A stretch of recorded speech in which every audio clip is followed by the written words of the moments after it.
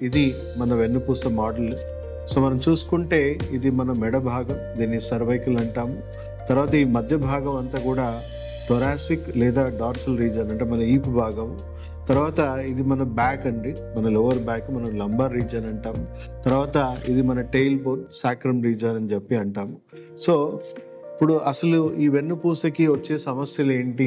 ఎందువల్ల వెన్నుపూస పాడవుతుంది? ఎలా డ్యామేజ్ అవుతుంది? మనం చూసుకుందాం.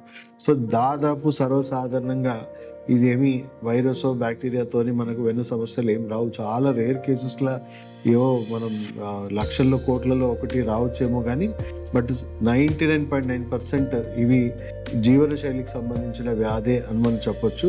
సో, చూసుకుంటే వెన్నుపూస ఎలా పాడవుతుంది? స్టేజెస్ వైస్ మనం మాట్లాడుకుందాము.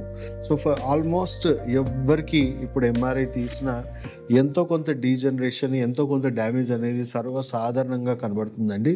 ఎవరికి పర్ఫెక్ట్‌గా లేదు. ఎవరి జీవనశైలి పర్ఫెక్ట్ లేదు. ఎవరికి కూడా వెన్నుపూస కూడా పర్ఫెక్ట్ లేదు.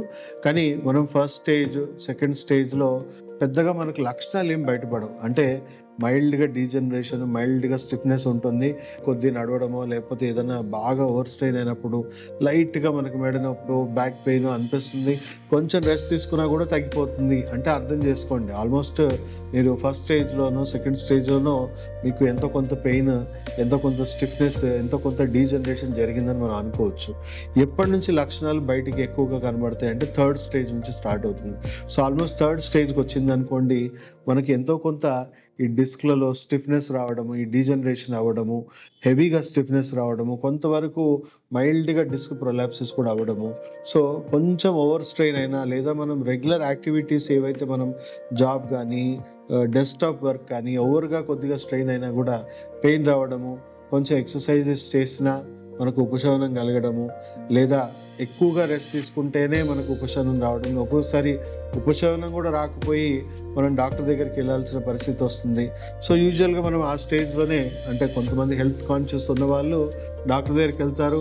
హెల్త్ కాన్షియస్ లేని వాళ్ళైతే డాక్టర్ దగ్గర కూడా వెళ్ళరు. వాళ్ళు ఇంట్లోనే రెస్ట్ తీసుకొని ఒంటిగా తగ్గించుకునే ప్రయత్నమే ఎక్సర్సైజ్ చేసో ఏదో చేసి తగ్గించుకుంటా ఉంటారు.